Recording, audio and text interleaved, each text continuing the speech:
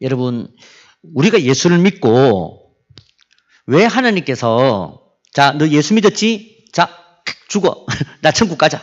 예수 믿고 바로 탁탁 천국 가면 얼마나 쉬워. 그렇지 않습니까? 그래서 뭐 속 시끄러운 일도 없고 막 죽었으면 좋겠는데 이 험한 세상을 왜 이렇게 살게 하시는지. 우리는 예수를 믿고 천국 가는 그만이라고 생각하지만 주님은 그렇게 생각하지 않습니다.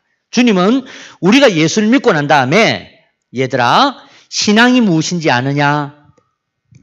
우리에게 신앙이 무엇인지를 가르쳐주고 싶어 하십니다. 왜? 천국 가서 이렇게 살아야 되거든. 네. 그리고 또한 신앙인이 무엇인지를 가르쳐주고 싶어 하세요. 신앙인이 뭐 하는 사람인지. 그래서 이것을 그동안에 우리 목사님의 설교와 말씀을 통해서 이것을 배우는 것입니다. 목사님의 설교를 통해서 세상을 어떻게 잘 살 수 있는가를 배우는 게 아니에요. 교회는. 그죠? 그러니까 여러분들이 교회에 와서 신앙생활을 하고 딱 예수 예배를 드릴 때에 그때에는 내 생각을 비우고 하나님 말씀을 듣겠습니다. 이렇게 해야 말씀이 은혜가 되지. 세상에서 어떻게 잘 살 수 있을까를 배우려고 하는데 그러니까 잘 안 배워진다 이 말입니다. 그래서 여러분들 바로 이 예배와 말씀은 그리고 이 교회는 우리의 신앙이 무엇인지 그래서 우리 목사님께서 그동안 여러분들을 하나씩 말씀을 통해서 가르쳐 오셨습니다. 주님께서는 이 신앙인 예수를 믿는 사람들에 대해서 성경에다가 다양한 이름으로 부르셨습니다. 그 이름을 우리 목사님의 설교를 통해서 계속 배워왔습니다. 첫 번째로 백성이라고 불렀습니다. 그죠? 그 다음에 너희들은 나의 자녀다. 그래서 자녀가 무엇인지를 배우는 겁니다. 그리고 너희들은 나의 아들이다. 내가 너를 낳았다. 배우는 겁니다. 그리고 또 성경에 보면 우리에 대해서 너희들은 빛과 소금이다.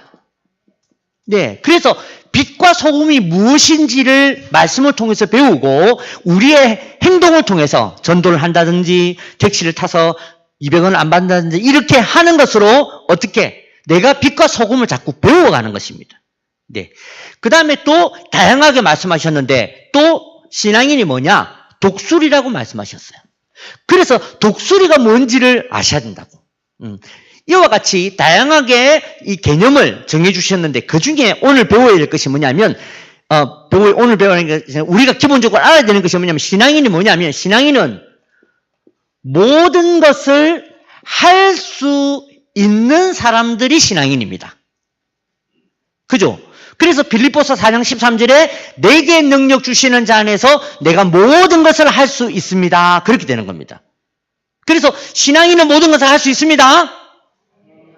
네, 한 3분 지금 아멘이 빠진 것 같은데 하여튼 여러분들 모든 거 할 수 있습니다. 의심하지 마시고 우리는 다 모든 것을 할 수 있습니다. 그죠? 그런데 문제는 뭐냐면 자, 내게 능력 주시는 자 안에서 내가 모든 것을 할 수 있다. 이것을 내 편으로 해석하면 내게 능력 주시는 예수님 안에서 나는 불치병도 치료시키고 나는 사업하면 성공하고 나는 일하면 잘 되고 나는 무조건 성공하고 나는 안 아프고 그렇게 생각한다는 겁니다. 그렇게 생각하는 것을 우리는 뭐라고 그러냐면 종교라고 그러는 거예요. 종교. 그러니까 지금까지는 내가 부처를 믿었는데 부처는 살다가 죽었다더라. 근데 어떻게 하다 보니 죽었다가 살아나는 분이 계시다더라. 그래가지고 부처 대가리 죄송합니다. 하여튼 부처 그 양반을 치우고 거기다가 예수 모셔놓고 비나이다 그렇게 하는 게 기독교라고 생각하는데 그거는 기독교가 아니라 기독교란 이름으로 하는 종교라는 것입니다. 그러면 기독교는 뭐냐? 기독교는 우리가 모든 것을 할 수 있다. 이것은 맞습니다. 그런데 모든 것을 어떻게 할 수 있느냐면 우리가 하나님의 능력 안에서 우리에게 주어지는 모든 가난도 모든 질병도 모든 문제도 다 할 수 있습니다로 고백하는 게 기독교라는 것입니다. 그래서 저 아프리카에 있는 기독교인들이 그 교회 안에서 화형을 당하고 총살을 당하고 그런 일도 어떻게 다 할 수 있습니다. 그 말입니다. 그래서 성도들은 이 세상 가운데 모든 것을 할 수 있는, 모든 가난도 할 수 있고 모든 어려움도 할 수 있고, 그래서 우리 모든 초대교회 성도들은 다 그거 할 수 있었지 않습니까? 그래서 오늘 여기까지 이 교회가, 기독교가 살아온 것입니다. 잘 먹고 잘 살아서 여기까지 온 것이 아니라 다 힘들고 어려운 것을 다 할 수 있었기 때문에 여기 온 것입니다. 그것이 우리의 신앙이, 우리 믿음이고, 그게 진짜 기독교라는 거죠. 근데 우리는 어떻게 자꾸 신앙생활을 하고 있냐면, 능력 주시는 자에서 모든 것을 할 수 있다라고 생각하는 거야. 내가 가지고 있는 모든 거. 그러다 보니까 할 수 없는 게 더 많죠. 여러분 기도했는데 늘 낫습니까? 안 낫더라고요. 그죠? 제가 일산 한소망교회에 있을 때 거기 제가 정말 좋아하는 권사님이 계셨는데, 그 권사님이 저 폐암에 걸리셨어요. 폐암 말기에 갑자기 그냥 하루에 저 속이 안 좋다, 나 자꾸 소화가 안 되고 기침이 자꾸 나온다. 그냥 그래서 감기인가 무슨 폐에 뭐가 좀 안 좋나 갔는데 그냥 폐암 말기야. 한 달밖에 못 산대. 얼마나 기가 막힌 일입니까? 제가 가서 그 권사님도 얼마나 제가 좋아했는지, 그래서 권사님한테 가서 위로해드리고 또 막 제가 또 찬양을 하면 그 권사님이 제가 찬양하는 걸 참 좋아했어. 그래가지고 맨날 노래 하나 불러달라고. 그러면 내가 늘 부르는 게 이제 나의 등 뒤에서. 나의 등 뒤에서. 권사님이 배가 아픈데도 그렇게 말고 뽕짝으로 불러달라는 거라. 나의 등 뒤에서. 그래가지고 그 중환자실에 이제 1인실 혼자 누워 계시는데, 저 혼자 한다니까 약간 좀 이상하잖아. 그래갖고 장로님 좀 일어나세요. 같이 흔들면서 일어나 말수나 일어나라 실컷 노래 부르고, 그리고 붙들고 얼마나 기도했는데, 하나님 이게 무슨 일입니까? 살려주십시오. 제가 또 그때는 목사가 전도사였거든. 또 명색이 찬양하고 막 기도하고 좀 영빨이 있어 보이는 전도사가 기도하니까 좀 나아야 안 되겠습니까? 그래서 주여 역사해달라고 막 기도했거든. 그렇게 기도했는데 한 달 사신다는 분이 2주 만에 돌아가셨어요. 그래서 제가 나한테는 놀라운 능력이 있구나. 오래 사실 분도 제가 기도하면 일찍 돌아가시는. 저한테 함부로 기도해달라 하지만 목사님한테 기도해달라 하셔야지 저한테는 기도 부탁하시면 안 돼. 여러분 그렇게 하고 나면 제 기분이 어떻겠습니까? 그래서 저한테 찾아온 마음이 뭐냐면 섭섭이라는 것입니다. 섭섭한 기라. 누구한테? 주님한테. 그죠? 내가 그렇게 기도했는데, 내가 그렇게 살려달라고 내가 그러면 대충 기도했겠습니까? 얼마나 목소리 외치고 막 금식하고 살려달라고 했는데, 아니 한 주라도 더 살게 해주셔야지 어떻게 이렇게 2주나 일찍 돌아가시게 하냐고. 차마 말도 못하게. 그래서 그다음부터 제가 웬만하면 이렇게 병 환자들을 위해서 기도 잘 안 합니다. 주로 제가 기도하면 감기 환자, 별 표시 안 나는, 일주일 지나면 낫습니다. 이렇게. 기도 안 하면 7일 아프고, 그죠? 기도하면 6일 아프고, 이렇게 약간 요 정도 되는, 별로 표시 안 나는 것으로만 기도를. 그러면서 내 마음속에 깊은 곳에는 뭐가 있습니까? 섭섭함이 있는 거라. 근데 성도들이 다 이 섭섭함을 가지고 산다는 겁니다. 내가 그렇게 기도해도 내 사업 망할 것은 망하더라고. 내가 기도해도 내 자식들 학교 못 가고 문제 생기고 삐뚤어지고 할 건 다 하더라고. 그러면 여기 와서 봉사도 하고 예배는 드리고 있지만 내 마음속에는 어떻습니까? 섭섭한 거라. 내가 동네에서 짱 먹었으면 좋겠는데 동네 가면 애들한테 얻어터지고, 그죠? 저도 이렇게 고등학교 다닐 때 이렇게 그 학교 옆에 빙 뜯는 친구들 있었거든. 잡혀도 가가지고 맨날 돈 틀리고. 주님이 그럴 때 역사하시면 얼마나 좋아. 갑자기 막 번개가 빡 치고, 그죠? 내 주머니에 손을 넣던 애가 손이 막 뒤틀어지고 막, 여러분들이 시장통에 나가서 막 콩나물을 사는데 1,000원씩 받던 콩나물을 내가 지나가면 500원에 주고, 이러면 얼마나 좋아. 근데 오히려 내가 살아가는 시간에 그런 일들보다 그 반대의 일들이 더 많은 거지. 소가 사고. 그죠? 내가 기도하고, 열심히 기도하고 땅 샀는데 안 팔리고 막 그렇게. 이런 일들이 우리에게 일어났을 때에 우리는 그것이 우리 안에 신앙의 섭섭함으로 나타나는 것입니다. 우리가 이게 섭섭해지지 않습니까? 그러면 우리는 그다음부터 어떻게 생활하냐면 하나님과 적당한 거리를 두고 삽니다. 너무 심하게 하나님 앞에 기도하면 안 돼. 빨리 나가서 일해야지. 전에는 주여 하고 막 주님께 모든 것 바치고 충성하고 봉사하고 헌신하고 했는데 그랬더니 사업이 안 되더라고. 그러니까 주여 일주일에 한 번만 하자. 그리고 사업하러 나가. 그게 나쁘다는 얘기가 아닙니다. 그렇게 해서 이렇게 하는 것이 다 뭐라고요? 주님과 적당한 거리를 두려고 한다는 것입니다. 내가 세상에서도 살아야 되는 것이 있으니까 나한테는 충분한 명분도 있고 변명도 있어. 그래서 우리가 점점 주님과 거리가 생기는데 이 거리만큼을 성경은 뭐라고 부르냐면 틈이라고 하는 것입니다. 틈. 그래서 성경에 마귀가 틈타지 못하게 하라. 마귀가 여러분들이 주님과 가지고 있는 그 틈 사이로 악한 영이 찾아오는 것입니다. 그렇게 찾아와서 어떻게 하는 것입니까? 불평하게 만들고 불만하게 만들고 의심하게 만들고 걱정하게 만들고 근심하게 만들고 마음에 병들게 만드는 것입니다. 내가 주님 앞에서 내가 정말 모든 것을 할 수 있습니다. 그런 자신감으로 살지 못하게 하는 것입니다. 이 틈으로 인해서 우리의 신앙이 점점 주님과 멀어지는. 왜? 신앙인은 모든 것을 할 수 있다고 그랬거든. 근데 이게 종교로 자꾸 생각하는 상황 가운데에서는 이렇게 될 수밖에 없어. 예. 그러니까 교회를 다니면서도 뭔가 좀 잘 안 되고 뭔가 좀 문제가 있고 그래서 우리는 내게 어떤 어려움이 있거나 내가 기도했는데 응답을 못 받으면 이게 무슨 문제가 있는가 보다. 혹시 내가 뭐 회개를 안 해서 응답이 없는가? 내가 뭘 잘못했나? 그럼 내가 좀 잘하고 주님 앞에 기도하면 응답 좀 받을까? 그래서 열심히 잘하고 기도했는데도 응답 안 되는 거야. 저 집사는 대충 놀았는데도 응답도 잘 되고. 그게 섭섭하지. 그죠? 이런 얘기를 하니까 이제 여러분들 속으로 당신은 목사고 그지? 당신은 목사니까 뭐 세상을 잘 모르니까 그렇게 진짜 주님을 위해서 모든 걸 할 수 있습니다. 이렇게 할 수 있지. 그럴 것 같아서 제가 한 2, 3분만 제 얘기를 잠깐 하면 저도 제가 찬양 사역을 하면서 그래도 꽤 괜찮은 교회, 좀 큰 교회 그래서 제법 좀 안정감을 가지고 살았습니다. 그리고 제가 앞으로 해야 될 사역들도 그렇게 그래서 일산 한소망교회나 서울 은혜교회나 한 3,500명, 한 5,000명 되는 교회에서 찬양을 하고 사역을 했습니다. 그랬는데 제가 나이가 딱 50이 되고 제가 전도사였는데 50이 되고 딱 교회를 나왔는데 갑자기 저를 부르는 교회가 없는 거예요. 제가 갈 교회가 없더라고요. 그렇게 해서 제가 처음에는 이거 좀 있으면 날 누가 찾겠지. 좀 있으면 나도 갈 교회가 있겠지. 그러고 있었는데 하루, 이틀, 일주일 내가 그동안 주를 위해 산 게 얼만데 내가 얼마나 주를 위해 열심히 찬양하고 전국을 돌아다니며 울릉도까지 가서 내가 찬양하고 살았는데 주님이 나를 지켜주시겠지.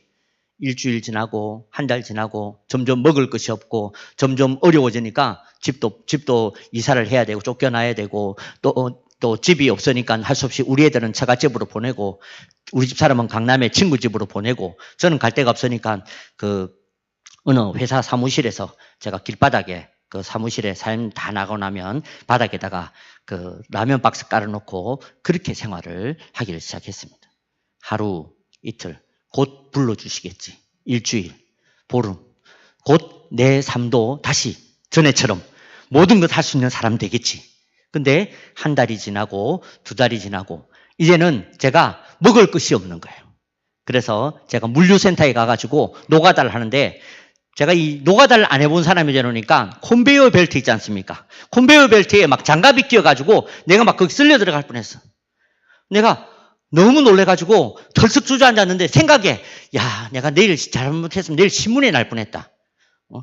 찬양 사역하고 주를 위해 살던 임모 전도사 컨베이어 벨트에 깔려가지고 죽었다고.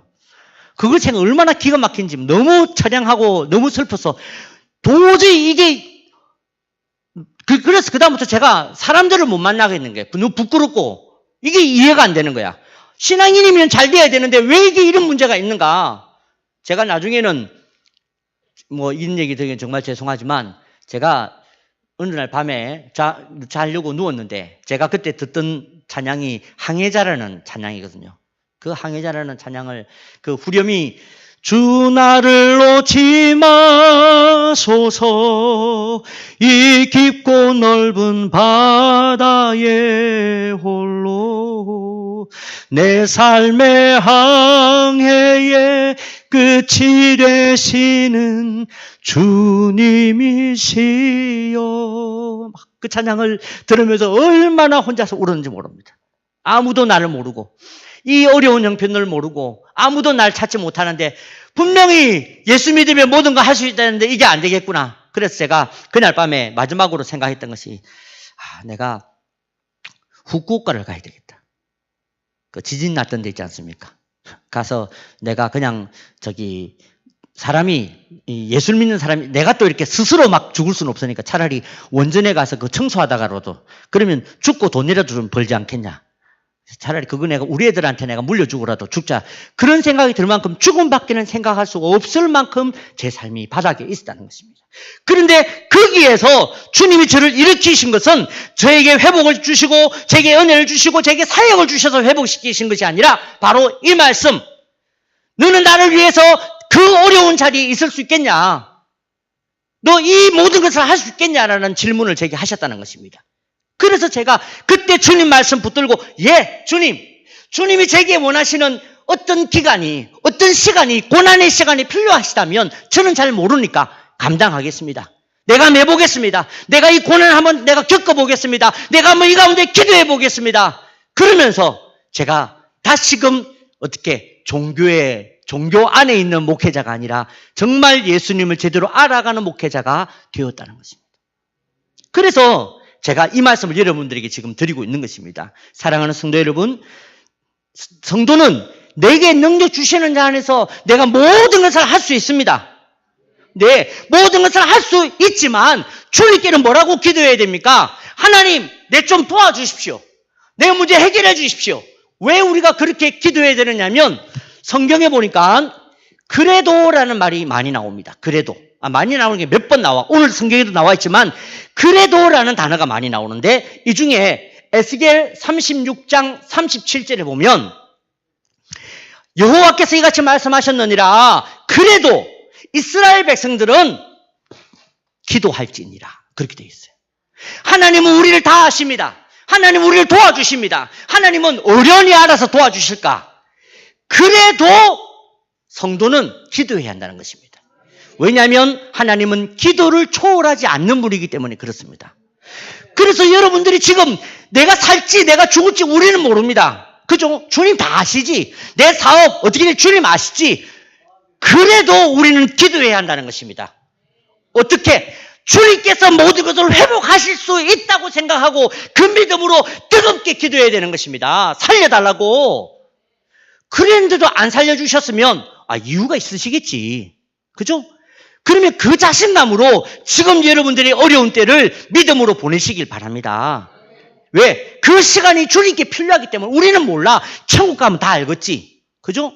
지금 여기서는 그 외로움을, 그 어려움을, 그 고난을, 그것을 지금 우리가 감내하고 당하는 것입니다. 대신에 기도할 때에는 적당하게 거리를 놓고 기도하는 것이 아니라 반드시 응답해달라고 기도하는 것입니다.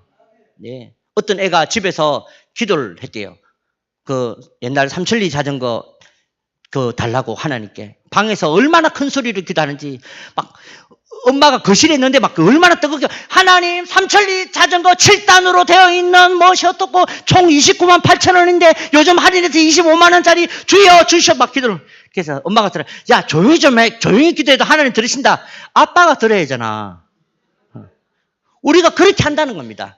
주여 하지만 혹시 누가 안 도와주나?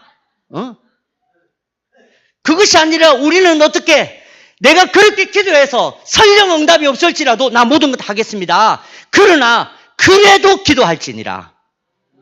여러분 이 신앙의 갭 아까 얘기했던 이 틈을 오늘 성경은 뭐라고 부르냐면 가뭄이라고 하는 겁니다. 가뭄.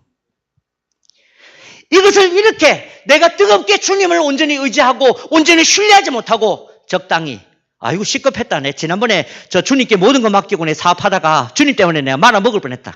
내가 주님을 믿지만 주님이 있는 거 내가 알아. 믿지만 내가 좀 이렇게 주님을 내가 의지한다지만 그래도 내가 그렇게 우리로 하여금 살게 만드는데 그럴 때에 우리에게 일어나는 현상이 뭐다? 영적인 가뭄이라는 것입니다.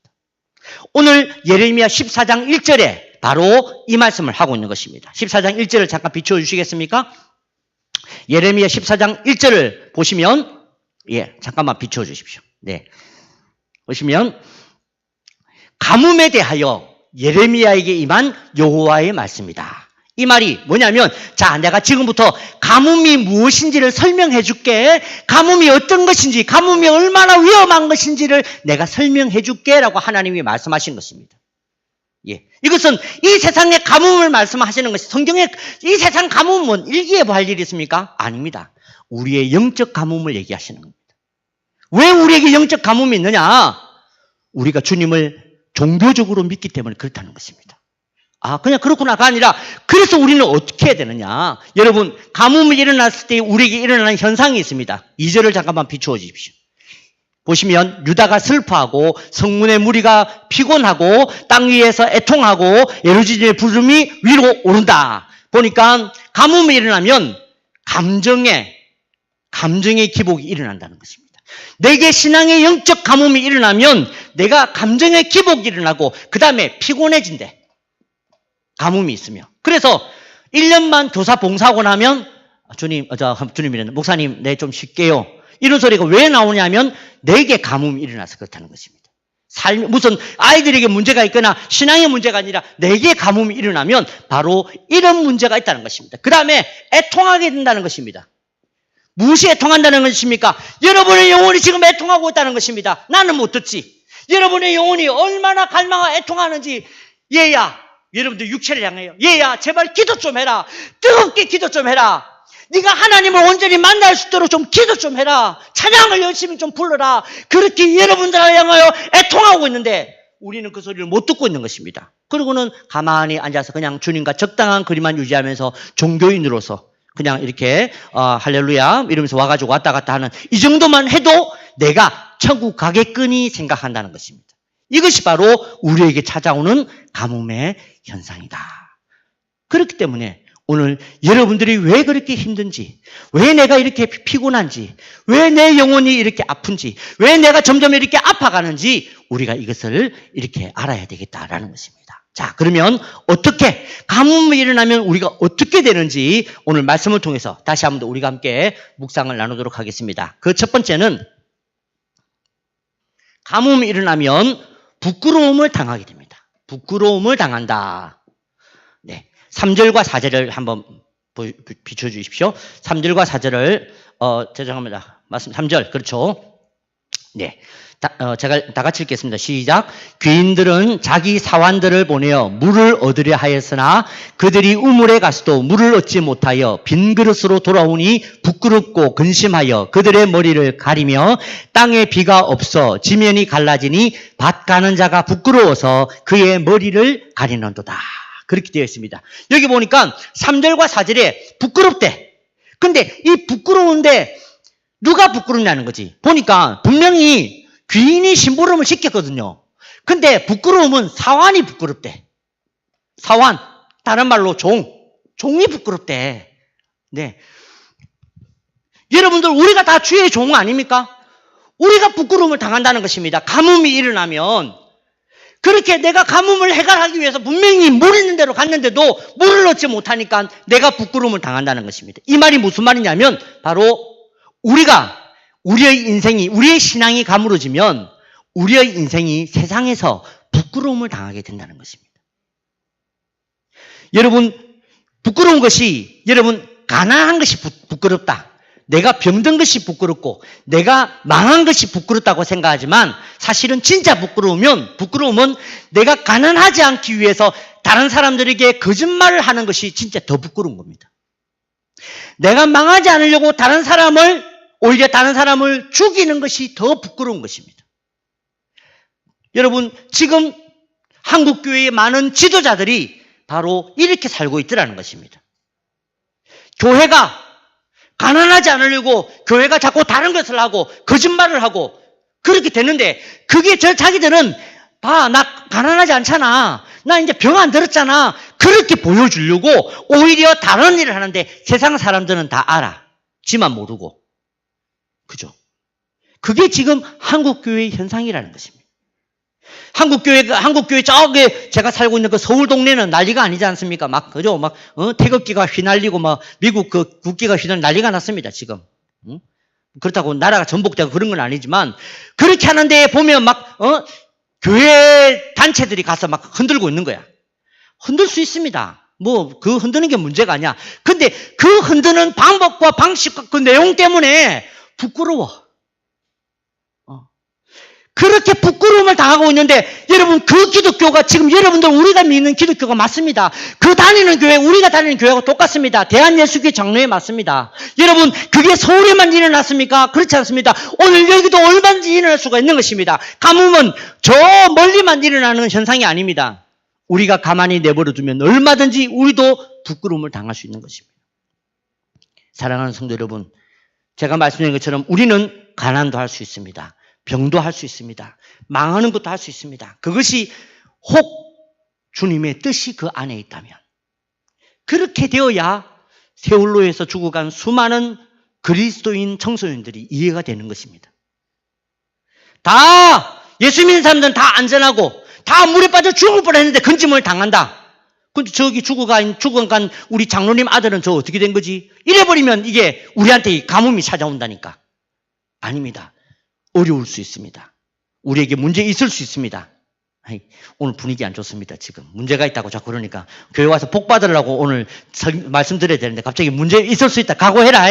이제 집에 갈 때 이제 고생 좀 한다 이런 소리를 들으니까 지금 괜히 기분이 나가다 내가 맞을 것 같아. 요만큼만 하겠습니다. 아니죠. 사랑하는 성도 여러분, 우리가 그 각오하고 목숨 걸고 기도하셔야 됩니다. 이 마음이 흔들리지 않도록. 그죠? 그래서 여러분 우리가 가뭄이 시작되고 우리가 가물어지면 내가 이 가난한 게 부끄러워진다니까. 근데 그 부끄러워진 것 때문에 내가 자꾸 속이려고 해. 그래서 교회 올 때 막 예쁜 옷 입고 그죠? 막 머리 이렇게 훅가시 막 할렐루야 이렇게 올리고 굉장히 좀 때 빼고 광 내고 폼나게 이렇게 차도 괜찮게 몰고 왜 그걸 통해서 나는 가난하지 않아요를 보여주고 싶은데 그렇게 하면 할수록 뭐라고? 부끄럽다니까. 다 알아. 여러분들이 얼마나 영적으로 가물었는지 안다니까. 그래서 오늘 성경은 너희들이 가물면 부끄러움을 당한다. 그래서 오늘 이 말씀을 이해하시고 난 다음부터는 죄송하지만 어려우면 어렵다고 주님께 고백하십시오. 가물면 가물다. 나 배고프면 배고프다. 주님 나 아픕니다. 아픈데도 안 아프다고 막 기도하면 낫는다. 믿습니다. 하고는 지금 관절이 아파가지고 막 후들후들한데도 예수 이름으로 나가다가 쓰러지고 하지 마시고 아프면 아파. 나 지금 아프다니까.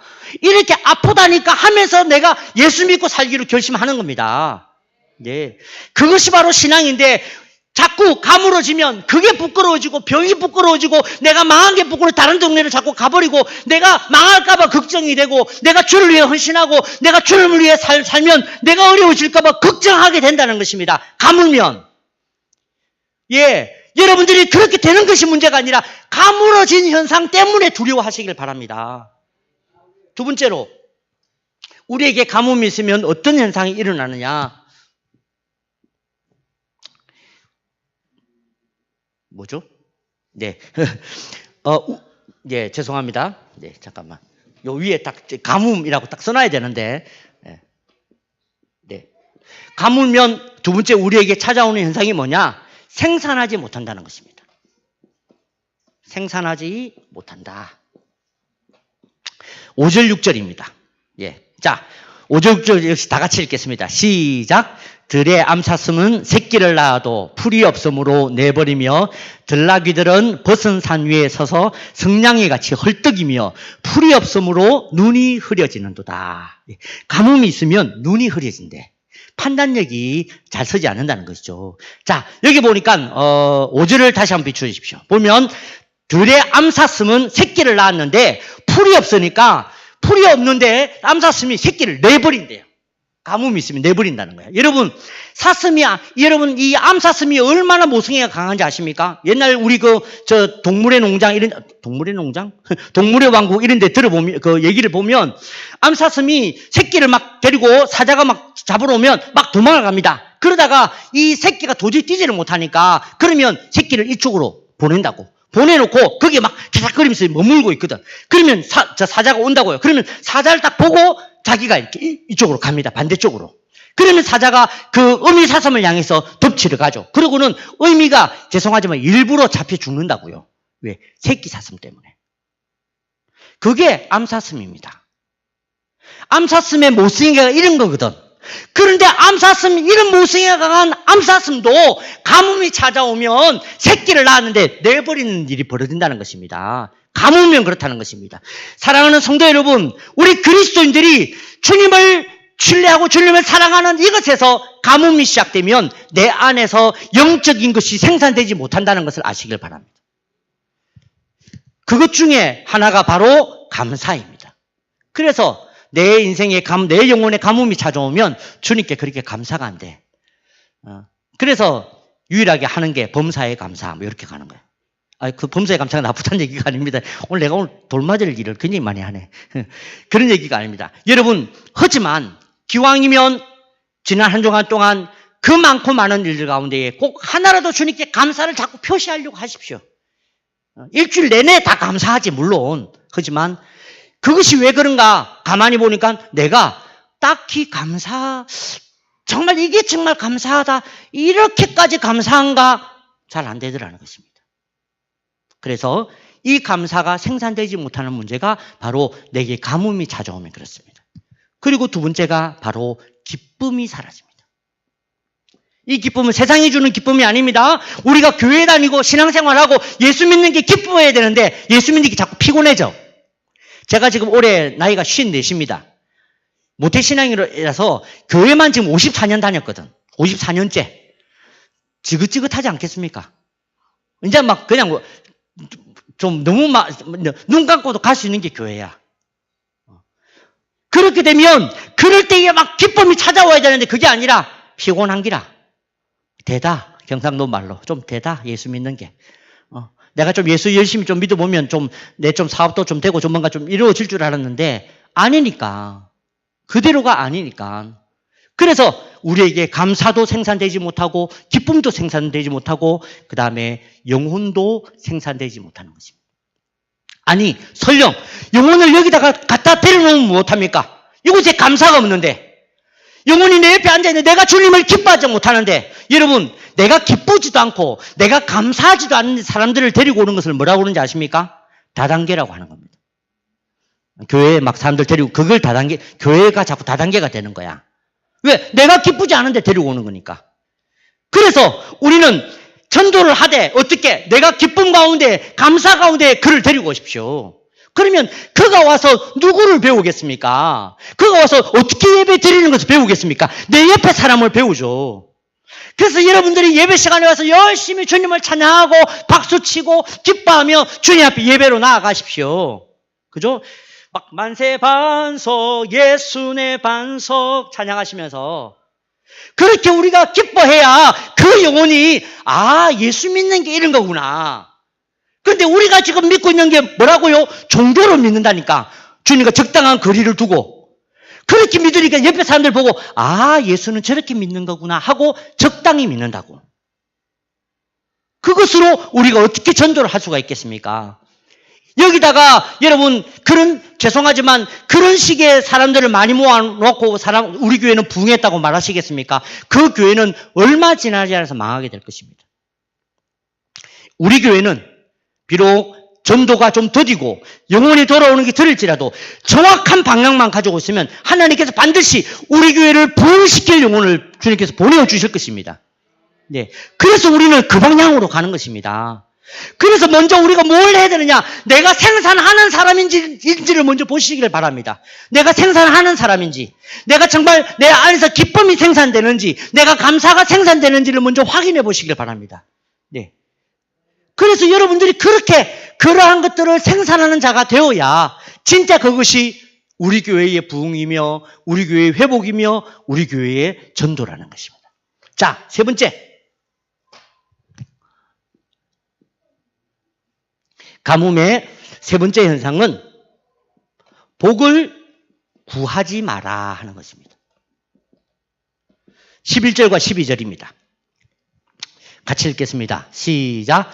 여호와께서 또 내게 이르시되 너는 이 백성을 위하여 복을 구하지 말라. 그들이 금식할지라도 내가 그 부르짖음을 듣지 아니하겠고 번제와 소제를 드릴지라도 내가 그것을 받지 아니할 뿐 아니라 칼과 기근과 전염병으로 내가 그들을 멸하리라. 여기 보니까 11절 보니까 복을 구하지 마라 되어 있어요. 근데 이것은 하나님께 복을 구하지 마라 이 얘기가 아니라 예레미야한테 하나님께서 예레미야 선지자가 백성들을 위해서 하나님 이들을 불쌍히 여겨주십시오. 하나님 이들에게 복을 주십시오. 중보기도 하는 겁니다. 복 주세요 하는 정도도 아니고 그냥 목회자가 자기 성도들 놓고 중보기도 하는데 하나님께서는 그것도 하지 말라는 것입니다. 얼마나 복을 구하지 말라고 하시는지 이 말이 무슨 말입니까? 다른 말로 하면 너희들에게 가뭄이 있으면 복받을 생각하지 말라는 것입니다. 너희들이 가뭄이 있는데 너희들이 무슨 복을 받겠느냐? 복받을 생각하지 마라. 복받을 생각하지 마라의 제일 끝판왕이 뭐냐면 목사님 보고 복 구하지 마라. 네 자녀, 너 성도한테, 너 성도들 위해서 복을 구하지도 마라. 이게 아니 복을 구할 수는 있잖아. 복을 못 받더라도. 근데 얼마나 가뭄이 위험하고 얼마나 가뭄이 싫으면 얼마나 가뭄이 문제이면 복을 구하지 말아라고 말할 만큼 이 가뭄이 위험한 것이고 문제라는 것입니다. 그런데 사랑하는 성도 여러분, 그 가뭄을 그렇게 안고 다음 주에 오시겠습니까? 그냥 이렇게 신앙생활 잘 유지하면 될 것 같습니까? 그렇게 신앙생활하면 내게 복이 임할 것 같습니까? 그 복이 물론 여러 가지 복이 있겠지만 말입니다. 그렇기 때문에 우리는 지금 무엇을 해야 됩니까? 바로 이 가뭄에서부터 돌아가는 것을 시작해야 되는 것입니다. 가뭄을 회복하시는 여러분들 되시길 바랍니다. 이 가뭄에서 떠나는 여러분들 되시길 바랍니다. 이 가뭄이 여러분들의 지금 신앙에서 이제는 단절되고 여러분들에게 정말 새로운 회복의 일들이, 회복의 사역이 지금 시작되기를 주님의 이름으로 축복드립니다. 자, 그러면 마지막으로 어떻게 우리는 이 가뭄을 해결할 수 있는가? 그 첫 번째는 인정입니다. 인정. 인정받는다는 그런 말을 많이 하고 시인한다 그 말입니다. 뭐냐면 내가 가물었습니다를 인정하라는 것입니다. 성경은 끊임없이 자기를 죄인이라고 시인하는 사람들의 이야기였습니다. 18년 동안 혈루증을 앓던 여인이 거기 성경을 보면 의사에게 약을 먹기 위해서 자기의 전 재산을 허비했다고 얘기합니다. 그 말이 무슨 말이냐면 내가 이 의사를 찾아가면 내가 치료를 받겠구나 생각했다는 것입니다. 내가 이 약 먹으면 치료를 받겠구나 생각을 했다는 것입니다. 그런데 그가 예수를 보고 내 병은 예수만 고칠 수 있겠구나 생각했을 때 예수께로 돌아왔습니다. 여러분 혈루증 앓던 여인이 이스라엘 동네에서 살았습니까? 아닙니다. 밖에서 살았다니까. 이스라엘 밖에서 왜 피 흘리는 병이니까 불결하기 때문에 이스라엘에 들어가지도 못해. 그 밖에 여러분 혈루증이 피 흘리는 병인데 이 병은 이 피를 많이 흘리기 때문에 현기증을 많이 나고 오래 걸을 수가 없어. 특히 중동의 그 햇볕 아래서 그렇지 않습니까? 그 상태에서 얼마나 힘들게 예수님께 왔겠습니까? 조금만 그러면 아이고 어지러워라, 아이고 힘들어라, 아이고 안 되겠다. 옆에 사람들이 됐다. 아마 예수님도 아실 거야. 너 그렇게 고생 안 해도 돼. 그냥 여기서 쉬어. 네가 그렇게 혈루증을 앓는데도 예수님에게 찾아가려고 했던 그 마음을 가상하게 보실 거야. 그렇게 했을 수도 있다는 겁니다. 그런데 이 여인은 아니다. 나는 예수 만나야 된다. 그렇게 할 수 있었던 것은 무엇입니까? 바로 내 지금 병은, 내 문제는 주님만이 해결할 수 있다. 그렇기 때문에 기어서라도 간 것입니다. 혈루증이 알아서 막 어지럽고 쓰러질 것 같고 죽을 것 같은데도 내가 예수 만나고 죽겠다. 그게 시인하는 것입니다.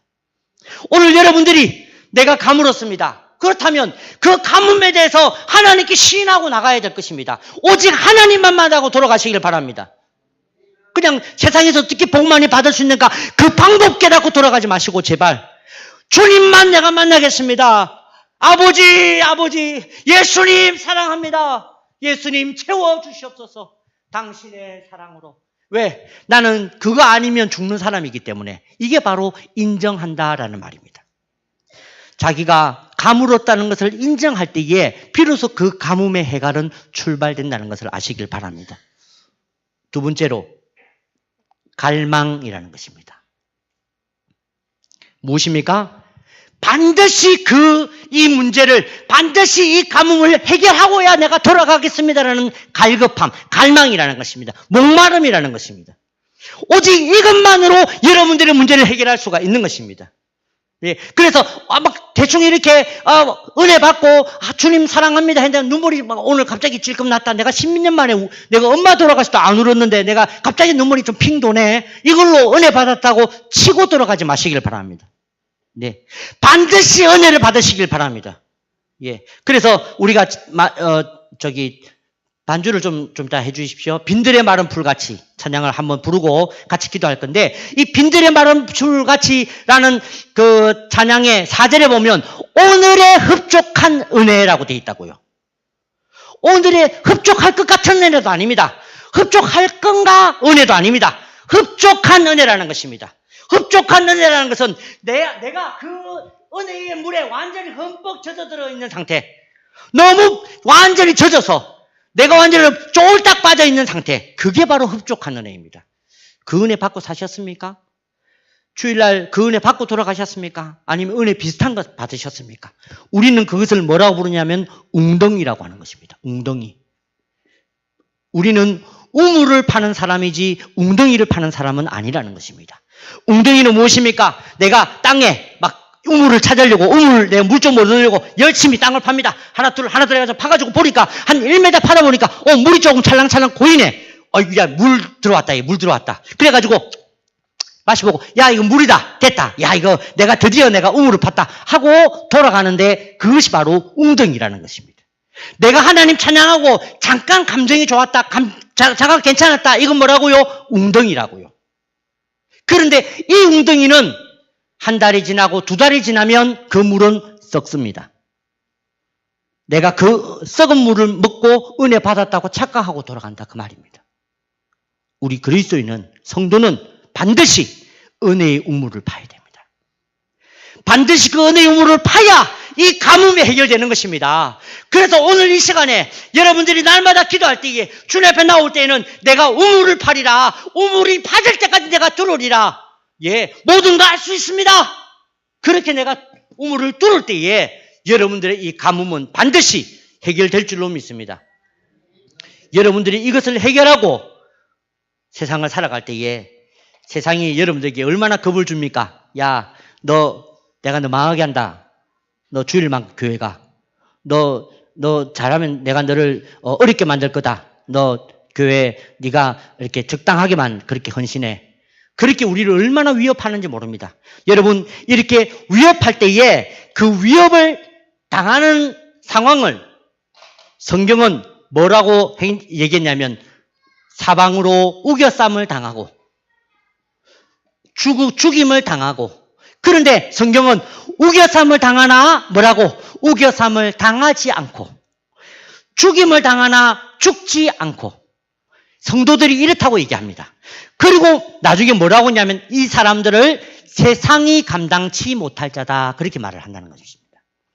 세상이 감당치 못할 자를 저는 뭐라고 했냐면 바로 예측 불가능한 사람이라고 얘기하는 겁니다. 예측 불가능한 사람. 여러분에게 기도했는데 응답이 안 됐을 때에 전에 같으면 좌절했을 거야. 근데 이 말씀을 듣고 기도해서 응답이 안 되어도 나는 주님을 더 사랑하고 더 신뢰하고 더 열심히 기도할 때 마귀가 예측이 불가능한 거라. 여러분에 대해서.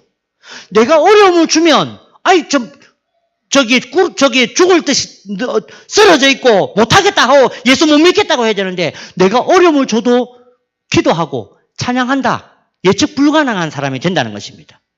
사랑하는 성도 여러분, 우리 금당 동부교회 성도들은 이와 같이 예측 불가능한 사람이 되어서 자신의 삶의 우물을 파는 그리스도인이 되시기를 주님의 이름으로 축원합니다. 우리 빈들의 마른 풀같이 이 찬양을 부르실 텐데, 다 같이 부르실 때에 가사를 잠깐만 후렴을 잠깐 보시면, 가물어 메마른 땅에 단비를 내리시듯 성령의 단비를 부어 새 생명 주옵소서 되어 있는데, 가물어 메마른 땅에, 이게 영어 원문으로 보면 우리 주변에 은혜가 방울방울 떨어진다는 것입니다. 우리 주변에 은혜의 방울방울이 떨어지지만 나는 오직 성령의 소낙비를 바랍니다. 이게 이 찬양 가사입니다. 여러분 인생에 은혜가 몇 방울 떨어진 것 때문에 그거 가지고 먹고 살려고 하지 마십시오. 오직 은혜의 소낙비만을 구하시길 바랍니다. 여러분의 가물은 반드시 주님 안에서 해결될 수 있을 줄로 믿습니다. 다 같이 찬양을 드리겠습니다.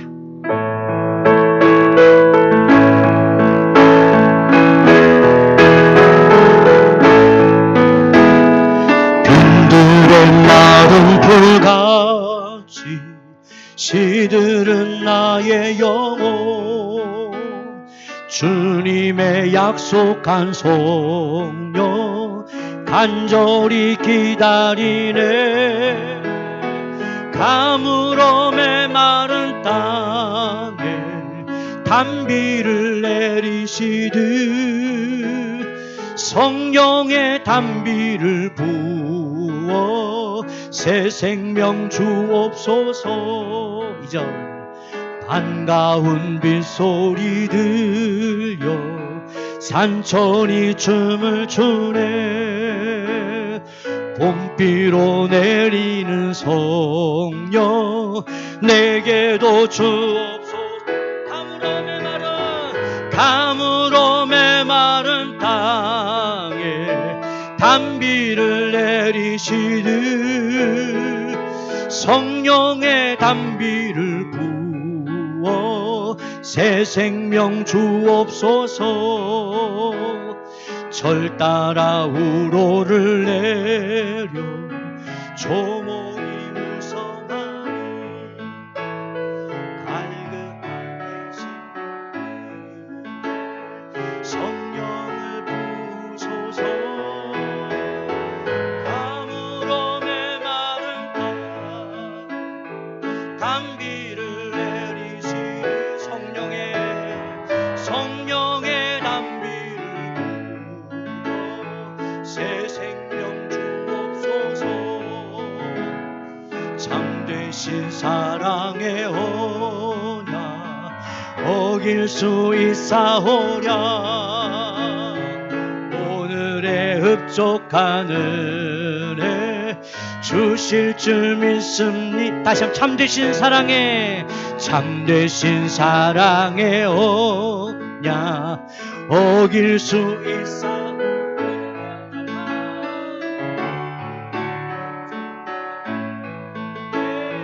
주실 줄 믿습니다. 가물어 메마른 땅에 단비를 내리시듯 성령의 단비를 부어 새 생명 주옵소서. 가물어 메마른 땅에